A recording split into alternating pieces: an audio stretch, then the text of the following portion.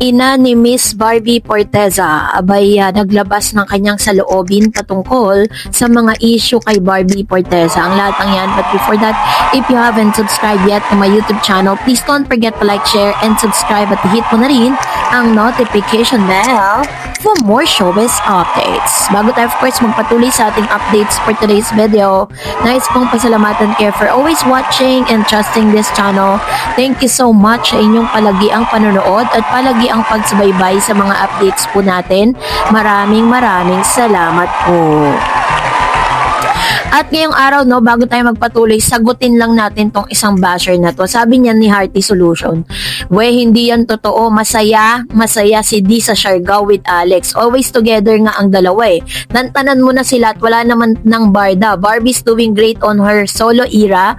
Daming projects kasi napaka-versatile and talented actress and napaka-professional pa. So, para lang FYI, for your information, totoo naman talaga that Barbie Forteza is very versatile actor at talagang nakikita natin yung kanyang personal growth doon po sa kanyang solo era as well as Mr. David Licauco. Hindi ko lang alam bakit po pumuputok ang mga buchi ng mga bashers na ito, no, dito po kay Mr. David Licauco na parang sobrang samang tao ni David. Always remember, sabi ni David Licauco is talagang darating ang pagkakataon na kailangan nilang ilabas yung totoong karelasyon nila or kung totoo mang may relasyon sila. Pero wala pa naman talagang confirmation that they are together. Pero wag mong sabihin wala ng barda dahil barda exist. Tandaan mo yan. Lalo na po sa mga endorsement. Marami po mga endorsement na nakaabang for Barbie and David Licauco. Ang nagbibigay lang naman talaga ng mali siya sa pagpunta ni Mr. David Licauco sa Siargao yung mga bashers na katulad mo. 'Di ba? So, yun yung gusto kong sabihin sa'yo. And, para lang sa kaunawaan mo, is may barda pa rin po, nag-i-exist pa rin po sila. Hindi nga lang po malinaw kung anong estado ng kanilang relationship. Basta ang alam namin mga barda fan na nagkakaunawaan sila at magkaibigan sila. So, ngayon, let's go back to our proper topic ngayong for today's video. Kasi alam niyo na, ang dami mga bashers dyan sa comment section na hindi talaga matanggap, diba? Pero pinagpipilitan pa rin nilang nanonood pa rin sila. So, thank you so much, no? At ngayong araw, ito na, no, pinakita po ni Mami Ami how she protected her daughter, Miss Barbie Forteza. Kasi, syempre, number 1 supporters at number 1 fan ni Miss Barbie Forteza ang nag-iisang nanay niya na si Miss Ami Forteza. Kaya nga kapag si Barbie Forteza ay nasasaktan, si Miss Ami po ang unang nasasaktan for her. Dahil katulad po nung naghiwalay nga yung kanyang anak tsaka po yung kanyang ex-boyfriend na si Jack,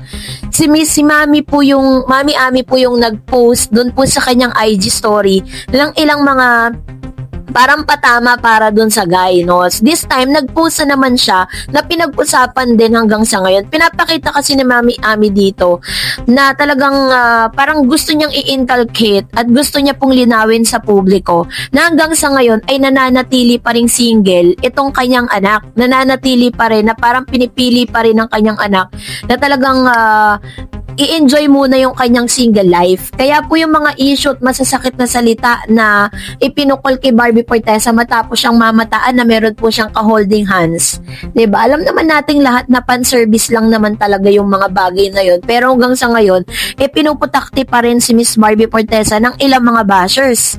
No? So, sinabi po dito ni Mami Ami na hindi niya po kailangan ng partner, hindi niya kailangan ng boyfriend or hindi niya kailangan ng lalaki para sumaya. Sarang gano'n yung kung itatranspose natin yung kanyang mga yung kanyang mga statement, 'di ba?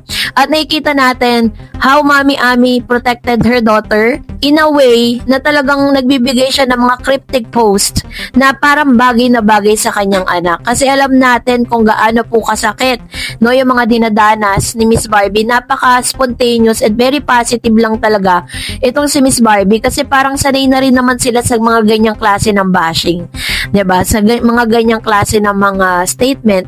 So, this time, Si David Licauco naman po is in-enjoy lang din naman talaga niya yung pagkakaroon niya ng single era sa mga proyekto niya. Bonus na lang talaga na napapagsama sila sa mga projects, napapagsama sila sa mga endorsement, pinagkakatiwalaan sila ng mga endorsement. That's really a bonus for them. Pero wag po nating isipin na wala na talagang barda kasi still ang barda po ay existing pa rin sila.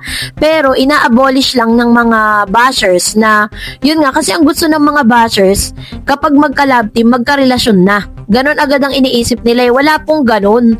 Kasi hanggang sa ngayon, ay nananatiling single itong si Miss Barbie Forteza at si David Licauco naman sa kanyang mga IG or sa mga social media accounts niya, di naman niya sinabing single siya, hindi rin naman niya sinabi na taken na siya. So which means kayo na lang po ang kayo na lang talaga mag-iisip. Pero ang pinaka best thing about Barda is yung kanilang level of comfortability tsaka yung friendship nila hindi nawawala. So kaya stay put lang kayo, sabi nga ng mga Barda fans, hanggat wala pang kinakasal kay Barbie at David, mananatili pa rin tayong team panatag.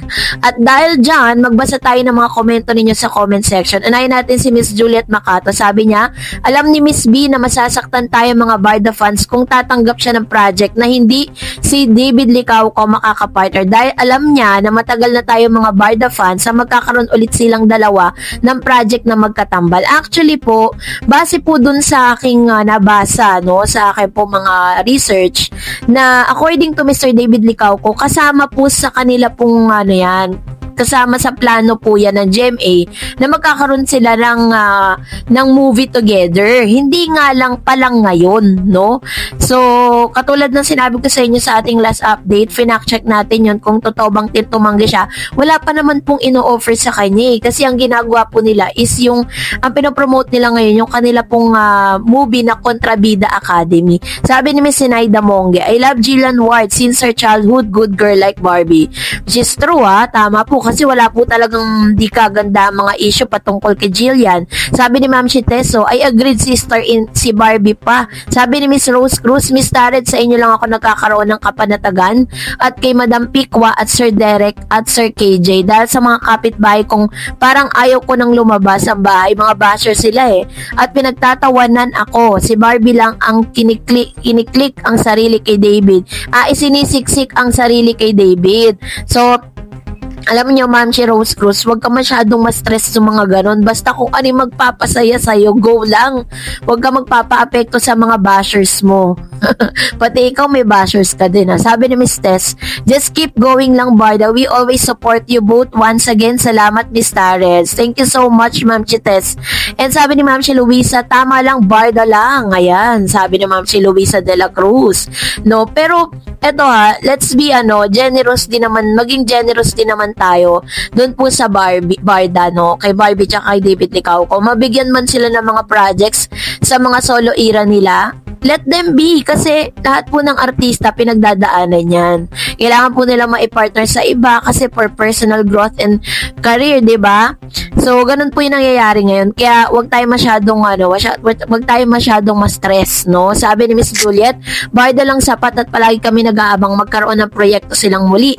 Barda forever, thank you always for sharing Miss Tarred's update ng Barda. God bless po and God bless Barda more. Ayan. Salamat, Ma'am si Juliet Macato, sa inyo pong komento at maraming salamat po sa palagian ninyong pagbibigay ng inyong opinion at panonood, of course, sa mga updates po natin, kasi isa po sa mga backbone niyan ng channel na ito, 'di ba? Na kayo po ay laging nakasuporta at nanonood sa mga videos po natin. Kaya team panatag lang tayo at huwag tayo mawawala ng loob, no? Dahil still nag-i-exist pa rin naman si Barbie at David Licauco. Meron ng mga chika, chismis na nagkalat, team panatag pa rin. And that's it for today. For more videos and updates, please don't forget to follow my Facebook page, Dar Eds TV. God bless everyone!